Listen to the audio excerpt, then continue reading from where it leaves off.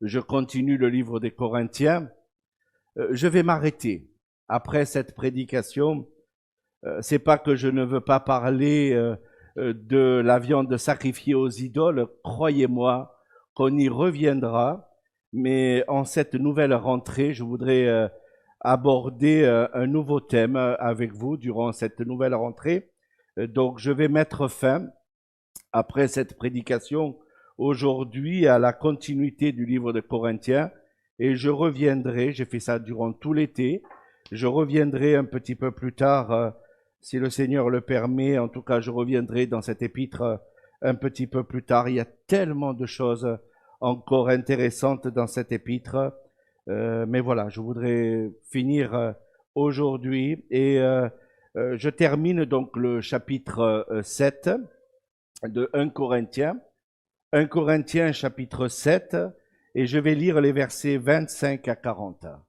1 Corinthiens chapitre 7 et je vais lire les versets 25 à 40.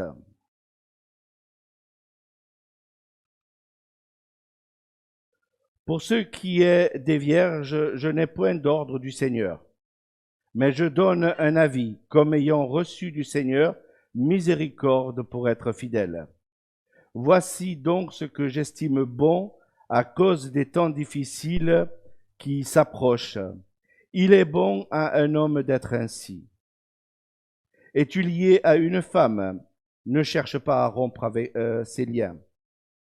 N'es-tu pas lié à une femme? Ne cherche pas une femme. Si tu t'es marié, tu n'as point péché. Et si la Vierge s'est mariée, elle n'a point péché. Mais ces personnes auront des tribulations dans leur chair, et je voudrais vous les épargner. Voici ce que je dis, frères, c'est que le temps est court, que désormais ceux qui ont des femmes soient comme n'en ayant pas, ceux qui pleurent comme ne pleurant pas, ceux qui se réjouissent comme ne se réjouissant pas, ceux qui achètent comme ne possédant pas, et ceux qui usent du monde comme n'en usant pas, car la figure de ce monde passe. Or, je voudrais que vous fussiez sans inquiétude. Celui qui n'est pas marié s'inquiète des choses du Seigneur, des moyens de plaire au Seigneur. Et celui qui est marié s'inquiète des choses du monde, des moyens de plaire à sa femme. Il y a de même une différence entre la femme et la Vierge. Celle qui n'est point mariée s'inquiète des choses du Seigneur, afin d'être sainte du corps et d'esprit. Et celle qui est mariée s'inquiète des choses du monde, des moyens de plaire à son mari. Je dis cela dans votre intérêt. Ce n'est pas pour vous prendre au piège, c'est que vous portez ce qui est bienséant et propre à vous attacher au Seigneur sans distraction. Si quelqu'un regarde comme déshonorant pour sa fille de dépasser l'âge nubile et comme nécessaire de la marier, qu'il fasse ce qu'il veut et ne pêche point qu'on se marie. Mais ceux qui ont pris une ferme résolution, sans contrainte et avec l'exercice de sa propre volonté, et qui décide en son cœur de garder sa fille vierge, celui-là fait bien. Ainsi, celui qui se marie sa fille fait bien, et celui qui ne marie pas fait mieux. Une femme est liée aussi longtemps que son mari est vivant. Mais si le mari meurt, elle est libre de se marier à qui elle veut, seulement que ce soit dans le Seigneur. Elle est plus heureuse néanmoins si elle demeure comme elle est, suivant mon avis, et moi aussi, je crois avoir l'Esprit de Dieu. Alors j'avoue franchement, comme je le disais précédemment, que il y a certains passages de la parole de Dieu, c'est pas toujours facile, mais là, moi, je voudrais essayer de faire ce que l'apôtre Paul fait, c'est qu'il donne des avis, des avis, et des avis inspirés avec le Seigneur. Parce que je crois et je voudrais redire quand même que même si Paul donne un avis, il est quand même inspiré du Seigneur. Je ne pense pas qu'il ait pu donner un avis sans sous l'inspiration du Seigneur. Et c'est intéressant de voir un petit peu dans ce passage comment l'apôtre Paul va aborder ce sujet du célibat. Alors, je voudrais juste faire un petit rappel pour que vous puissiez vous rappeler ce que je disais précédemment dans le chapitre 7, mais il suffit de le lire. Paul va répondre à des questions qui lui sont posées. La première question qui lui a été posée, c'est: le célibat est-il plus spirituel que le mariage? C'est chapitre 7, donc les versets 1er à 11. Et Paul va répondre: le mariage n'est pas plus que le célibat. C'est-à-dire que si vous vous mariez, vous êtes spirituel. Si vous restez célibataire, vous êtes spirituel. Deuxième question qu'on pose à Paul: un chrétien peut-il divorcer? La réponse est non, clairement. Mais, comme le Seigneur l'a enseigné, il y a des cas exceptionnels. Troisième question qu'on pose à l'apôtre Paul: aux chrétiens mariés avec les non-chrétiens. Paul: devons-nous rester mariés à des conjoints non-chrétiens? Paul va répondre tout simplement en donnant une argumentation: la conversion ne modifie pas votre état civil. Si vous êtes marié avant de vous être converti, Paul dit tout simplement: vous devez rester avec la personne autant que la personne désire de vivre avec vous. Bien sûr que si cette personne ne désire pas vivre avec vous, eh bien, il faut faire ce qu'il y a à faire. Mais si la personne vous aime et veut rester avec vous, converti ou pas converti, il faut rester avec cette personne. Et maintenant, Paul va répondre aux chrétiens qui ne sont pas mariés, aux célibataires. Il y a plusieurs choses dans ce passage et on va regarder les plusieurs facteurs que Paul va aborder dans ce sujet, mais on voit déjà que Paul a adressé quelques paroles au verset 8 du même chapitre à ces personnes qui étaient célibataires. Mais là, maintenant, la question qui va être posée, on va rentrer un peu plus dans les détails. Un chrétien doit-il se marier ou pas? Est-ce qu'un chrétien doit rester célibataire? Est-ce que les personnes qui sont d'un certain âge mature, qui commencent à devenir un petit peu âgées dans l'Église, est-ce qu'elles doivent se marier? Est-ce que ma fille que j'ai personnellement, que je chéris personnellement, est-ce que je dois la donner à quelqu'un en tant qu'homme, en tant que père? Eh bien, Paul va essayer de donner un avis vis-à-vis de ce passage, et c'est intéressant, en tout cas, de le signaler. Premier facteur intéressant dans ce texte, c'est que regardez aux circonstances actuelles. C'est-à-dire que Paul va rappeler dans le verset 12 au verset 31, prenez le temps de le relire à la maison si vous le voulez, mais si vous prenez le temps de considérer les circonstances, eh bien, vous devez faire quand même attention par rapport au mariage. Il vivait dans une époque apparemment de calamité, où le monde était plein de bouleversements, verset 31. Il n'y avait pas beaucoup de temps pour servir le Seigneur, verset 29. Donc, il est possible que la période où ils étaient en train de vivre, c'était une période de pression peut-être politique ou d'économie, on n'en sait rien. C'est une supposition. Je viens de faire une supposition. Il n'y a rien d'officiel par rapport à ça. Mais les temps étaient difficiles. Et Paul rappelait que ces temps qui étaient difficiles, eh bien, il valait mieux considérer s'il fallait prendre le temps de se marier ou pas. Et en même temps, il précise bien clairement que si vous vous mariez, vous devez accepter aussi les tribulations. Vivre à deux, c'est pas toujours facile. Nous allons fêter nos 22e années de mariage. Je remercie les personnes qui y ont pensé, qui nous ont envoyé. Merci, vraiment, on a été touchés.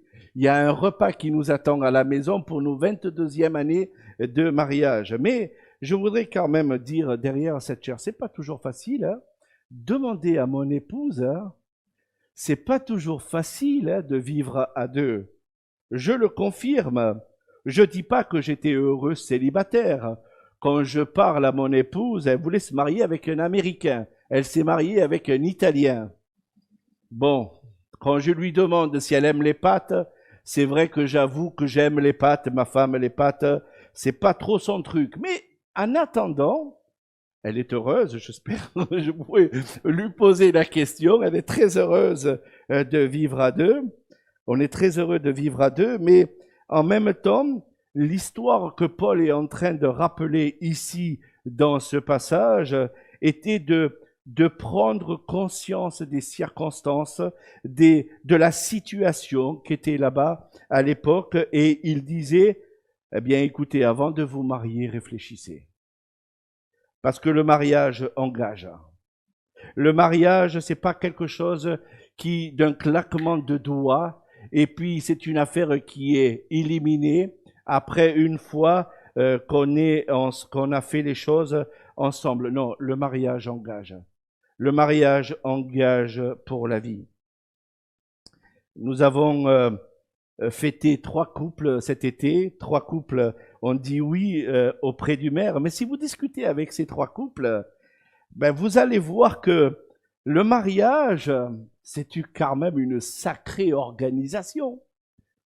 Posez la question à Jonathan, à Pascal ou même à Marine qui est ici ce matin. Posez-leur la question et demandez-leur. Ouais, vous êtes arrivé sur un tapis de velours tout rouge et vous avez rien préparé, n'est-ce pas? Il y avait un organisateur. Mon œil. Posez-leur la question. Sûrement, ils ont eu des nuits blanches par rapport à l'organisation de leur mariage. Je suis persuadé qu'ils transpirent encore aujourd'hui. Un mariage coûte un certain prix. Alors, je ne connais pas les prix des uns et des autres. Hein. Je me souviens du mien. Ça m'a coûté un certain prix.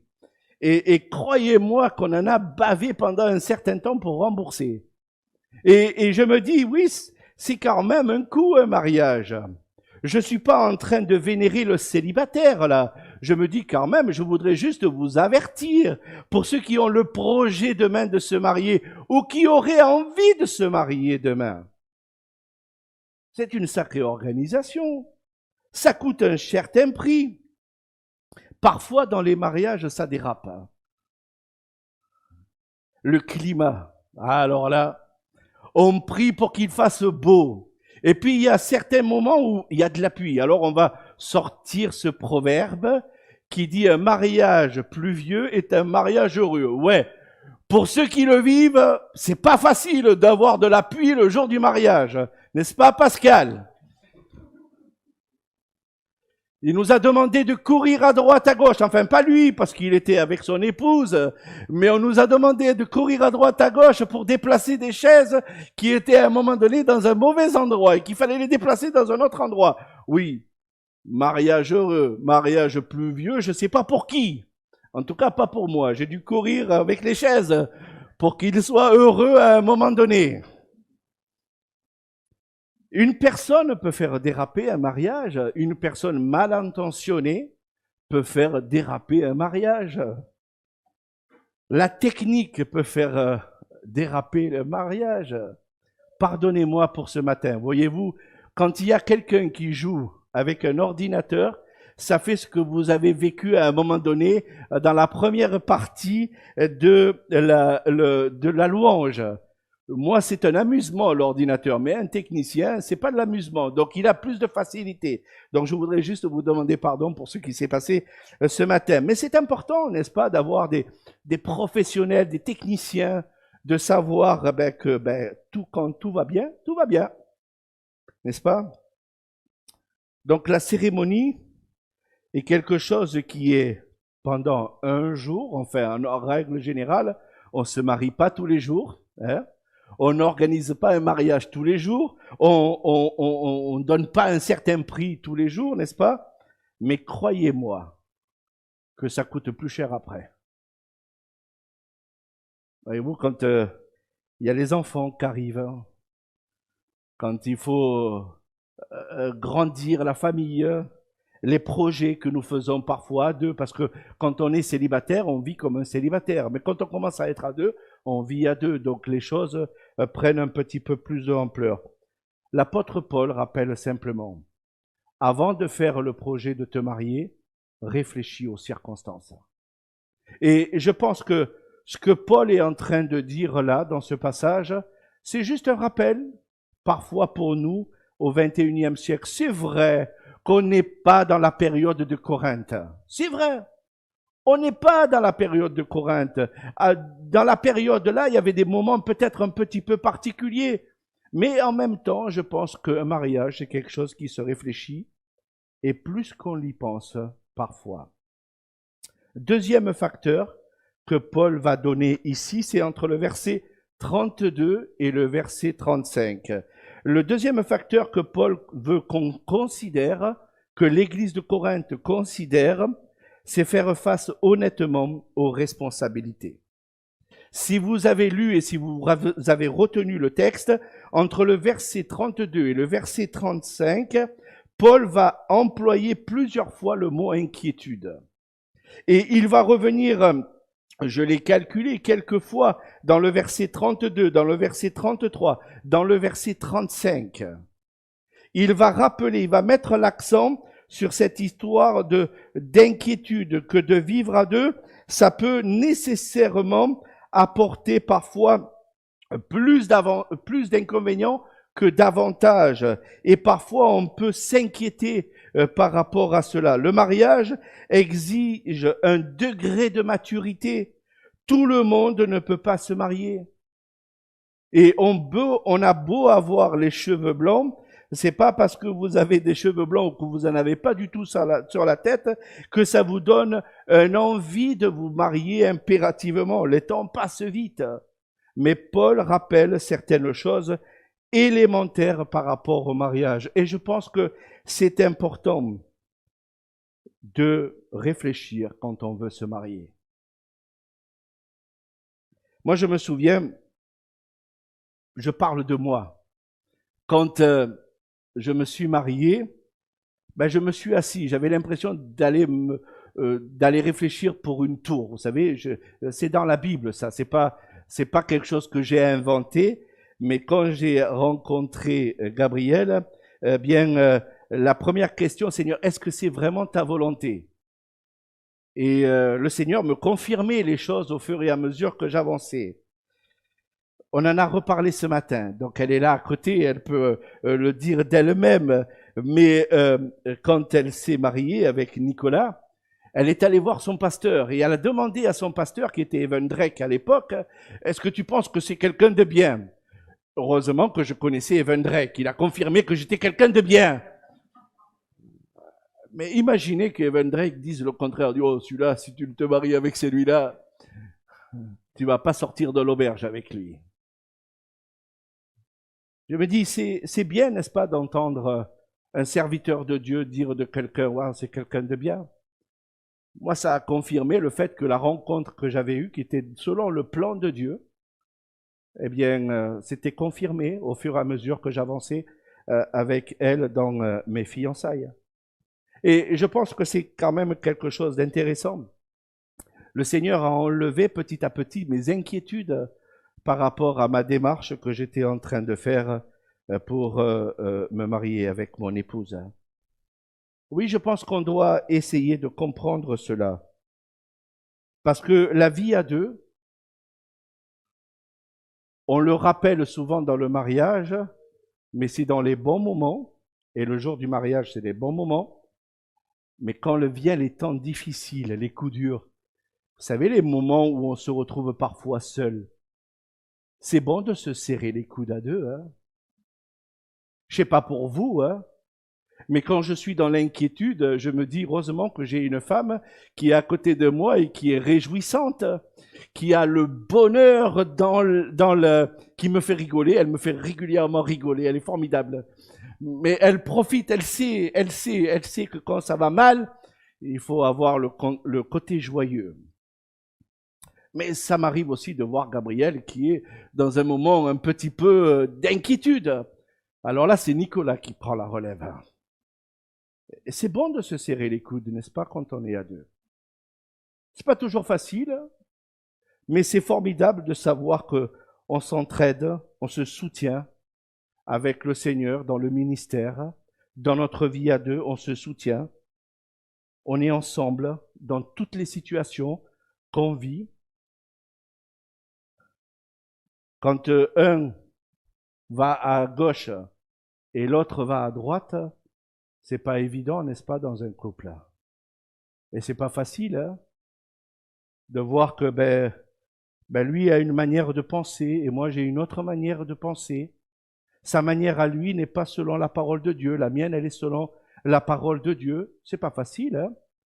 Mais quand tout va bien, quand les choses sont clairement établies dans le couple, quand vous prenez du temps à prier avec votre époux ou votre épouse le matin avant de partir au travail, ça fait du bien, n'est-ce pas, de se savoir qu'on se serre les coudes.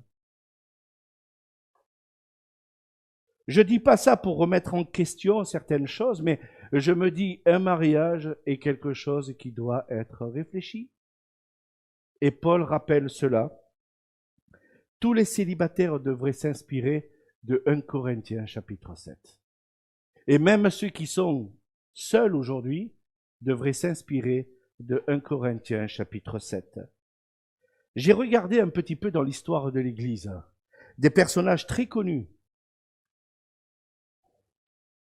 L'histoire de l'Église nous montre, alors il y en a plusieurs, hein, je me suis arrêté seulement à deux. Vous avez sûrement entendu John Wesley. Il a marqué l'Église. L'Église, à un moment donné, ça a été marqué par son ministère, cet homme. Est-ce que vous savez que John Wesley, sa femme l'a quitté à un moment donné parce qu'il était tellement pris par son ministère que sa femme l'a quitté à un moment donné. C'est triste de le savoir. L'histoire de l'Église nous en parle. Il a marqué pourtant une période très importante de l'Église. Et je me dis, mais oui, mais la Bible nous dit que, enfin la Bible nous dit, l'histoire de l'Église nous dit que John Wesley, sa femme l'a quitté à un moment donné. George Whitefield, excusez-moi de l'anglais avec moi, c'est deux, mais ce personnage a marqué aussi l'histoire de l'Église et nous voyons que Whitefield était tellement des fois à l'extérieur, son foyer, c'est pas qu'il le négligeait, mais son ministère, il était souvent en voyage, eh bien sa femme est restée souvent seule parce que ce monsieur voyageait énormément. Le Seigneur l'a béni, c'était un évangéliste, il était à droite, à gauche, mais malheureusement, sa femme est restée seule pendant très longtemps dans la vie. Voyez-vous, si on n'a pas les coudes serrés à un moment donné, je veux dire, ça va être difficile hein, de voir son mari tous les, je sais pas moi, une fois par an. Ça doit être vraiment difficile. Et donc, l'apôtre Paul rappelle ce deuxième facteur par rapport à l'inquiétude. Oui, c'est bien de se marier, mais c'est bien aussi de rester seul du moment que tu serves le Seigneur, que c'est dans le plan de Dieu, que c'est dans la volonté de Dieu. Troisième facteur, et ça sera le dernier, chaque situation est unique et différente. C'est ce que Paul va expliquer vers la fin, entre le verset 36, 37, 38 jusqu'au verset 40. Alors là, ça incombe la responsabilité aux parents hein, qui ont des filles qui sont seules et qui veulent les marier ou pas. Certains papas sont accapareurs. Hein. C'est ma fille, personne ne la touche. Hein. On a eu comme ça des feuilletons à la télévision où on avait Madame est servie. Je ne sais pas si vous avez déjà vu ce feuilleton où la fille c'était quelqu'un de précieux. Hein. Fallait pas la toucher. Hein. Mais dans le monde aujourd'hui, c'est un petit peu comme ça. Vous avez les papas qui sont vraiment, c'est ma fille à moi, c'est mon unique, hein. C'est la mienne. Hein. Personne ne doit doit la toucher. Mais dans certains pays, c'est encore comme ça. Hein. Je dis souvent aux parents hein, que Dieu vous a prêté pour un temps vos enfants. Les enfants, normalement, ne restent pas à la maison. Il vous les a prêtés pour un temps. Et sachez que si vous avez une fille à la maison, peut-être un jour elle va se marier, ou peut-être pas. Mais Dieu vous les a prêtés pour un temps. Et je pense que vous devez en prendre considération. Vous devez prier avec votre enfant, savoir que, ben oui, est-ce que c'est dans le plan de Dieu ce que tu veux là? Est-ce que c'est vraiment dans le plan de Dieu? Est-ce que c'est ce que Dieu veut pour toi? Dans l'église, vous avez souvent des vagues. En ce moment, on a une vague de baptême. J'ai reçu des coups de fil durant cet été où plusieurs personnes voulaient se baptiser. Et ça arrive parfois qu'il y a des vagues de mariage. Ça arrive aussi. Je n'aurais jamais pensé que pendant la période de pandémie, j'allais marier 3 personnes. Et j'ai un projet encore d'un 4e. Mais vous pouvez imaginer qu'il y a parfois des vagues comme ça qui arrivent. Mais les vagues ne sont pas toujours dans la volonté de Dieu. Je voudrais vous en donner un exemple. Durant la semaine, je suivais un jeune pour le baptême. Et puis, la maman vient de me dit assez rapidement, j'ai un jeune fils qui veut aussi se faire baptiser. Il a entendu que son frère voulait se faire baptiser, donc il veut aussi se faire baptiser. Je me dis, est-ce qu'il a réfléchi? Parce que c'est la question que je lui ai posée. Non, il vient de me dire ça aujourd'hui. Je dis à la maman, vaut mieux qu'il réfléchisse encore un peu. Vous savez, des fois, on fait des choses parce que le monde le fait. On fait des choses parce que les chrétiens le font. On fait parfois des choses parce que c'est normal de le faire. Mais je crois que quand on réfléchit vraiment et qu'on demande au Seigneur, est-ce que Seigneur, ta volonté de faire ceci ou cela, ça change tout. Moi, j'étais conscient que le mariage, le célibat n'était pas pour moi. Mais j'ai demandé au Seigneur, Seigneur, montre-moi si c'est ta volonté que je me marie ou pas. Et surtout, donne-moi la personne qui sera superbe pour moi. On a rigolé ce matin, mais ce matin, ma femme me parlait antillais dans la douche. J'y comprends rien. Et elle a dû m'expliquer, elle a dû me faire une petite traduction. Mais imaginez que je lui parle en italien. Elle va rigoler, mais elle n'y comprend rien non plus. N'est-ce pas? Je pense que c'est bon de se parler, d'être bon dans le bon sens du terme. C'est pour la vie, n'est-ce pas? Un mariage, c'est pour la vie. Chaque situation est unique. Les parents devraient rechercher la volonté de Dieu pour leurs enfants. Est-ce que vous recherchez la volonté de Dieu pour vos enfants? Ça mérite quand même une attention de notre part. J'aimerais dire aussi que le mariage n'est pas quelque chose qu'on doit essayer et puis après on doit laisser. C'est à la mode aujourd'hui, vous savez. C'est à la mode. On essaye le mariage comme si on allait essayer une voiture, une machine à laver. Non, le mariage c'est pour la vie. Si vous vous engagez, c'est pour la vie. Et je pense que ça mérite qu'on mérite une attention particulière par rapport à cela. C'est quelque chose de solide. C'est pas parce que ton mari est beau, qu'il est plein d'argent, qu'il est reconnu socialement que ça va être un fleuve d'eau vive, ton mariage. Et je pense que voilà une manière de penser, de prier par rapport à cela.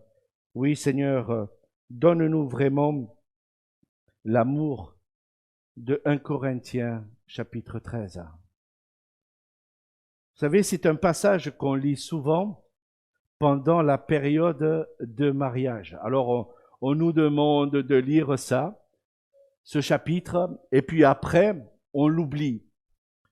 Moi, je voudrais vous dire, messieurs, dames, ceux qui sont mariés dans l'Église et ceux qui ont le projet, ou même les célibataires, hein, qui ont le projet d'eux peut-être un jour, mettez 1 Corinthiens chapitre 13 dans votre cuisine. Afin de ne pas oublier que même si vous le lisez une fois durant l'année ou une fois durant le mariage, moi je voudrais quand même vous lire pour conclusion cette prédication ce matin. Alors j'ai le mot charité, vous avez peut-être le mot amour, mais c'est pareil. La charité est patiente, elle est pleine de bonté. La charité n'est point envieuse, la charité ne se vante point.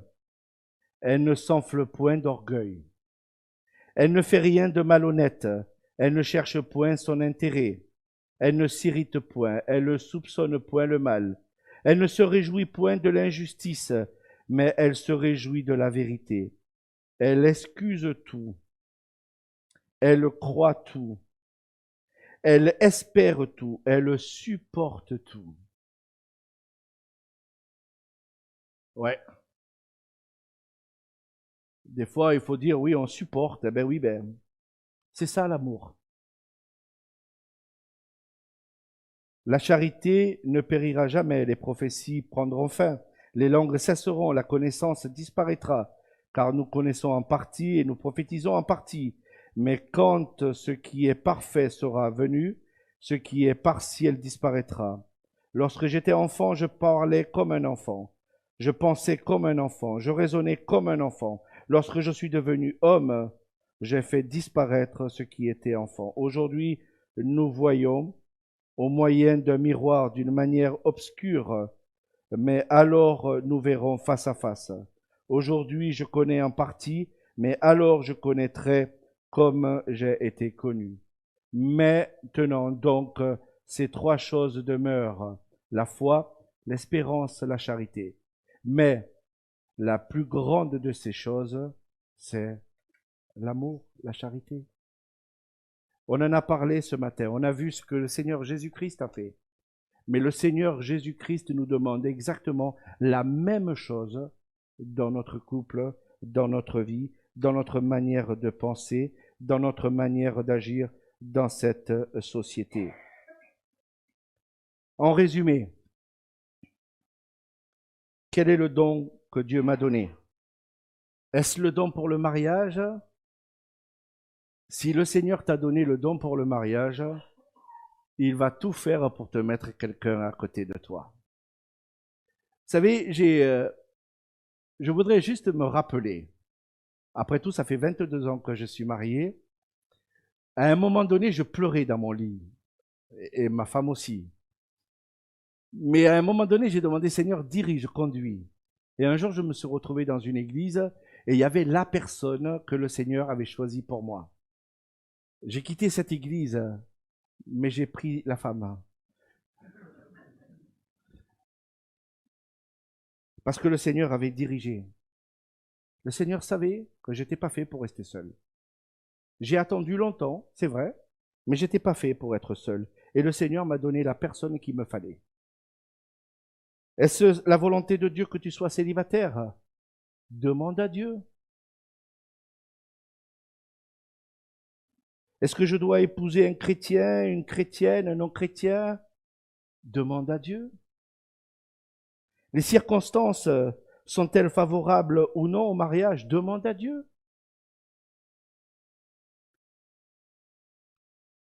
Comment mon mariage va-t-il influencer le service pour le Seigneur? Il n'était pas question pour moi de me marier avec quelqu'un qui ne serve pas le Seigneur. Alors c'est pour moi, c'était dans mon esprit, n'est-ce pas? Mais il n'était pas question pour moi de me marier avec quelqu'un qui ne serve pas le Seigneur. On se serre les coudes. Et croyez-moi que dans les moments difficiles, c'est bon de se serrer les coudes. On sert le Seigneur ensemble. Ma femme n'a pas besoin de me dire « Hé, aujourd'hui c'est dimanche, tu dois prêcher, tu dois aller à l'église, tu dois prendre la valise. » Tu te reposeras cet après-midi, Nicolas, mais ce matin, tu as une responsabilité, tu dois aller à l'église. Ma femme n'a pas besoin de me dire ça. Parce que je sais qu'elle va partir avant moi. Et c'est ce qu'elle fait tous les dimanches matins. Elle part avant moi. Suis-je prêt à m'engager pour la vie dans cette union? Voilà une question que je me suis posée. Dans les bons et dans les mauvais jours. Alors ne vous remettez pas en question pour tout ce que je viens de dire, mais quand même, ça mérite quand même que parfois on prie pour les couples de l'Église. Nous avons un frère qui nous rappelle ça régulièrement et je dis merci Seigneur, mon frère, que tu me rappelles ça régulièrement, mais on a besoin de prier pour les couples, pour les enfants des couples. Parce qu'on est vraiment dans une période vraiment difficile et c'est parfois difficile de prendre des décisions à deux. C'est parfois difficile et je pense que c'est quelque chose qui doit être bien sûr solidement présenté devant le Seigneur. Et en même temps, on est une église et une église se serre les coudes. Alors si vous êtes dans une période difficile, eh bien partagez de votre moment difficile afin qu'on puisse prier pour vous. Parce que je crois aussi à la prière du juste, à une grande efficacité. Le Seigneur peut changer votre situation si elle est difficile. Mais en même temps, eh bien, nous devons bien sûr réfléchir à tout cela. Amen. Que le Seigneur vous bénisse.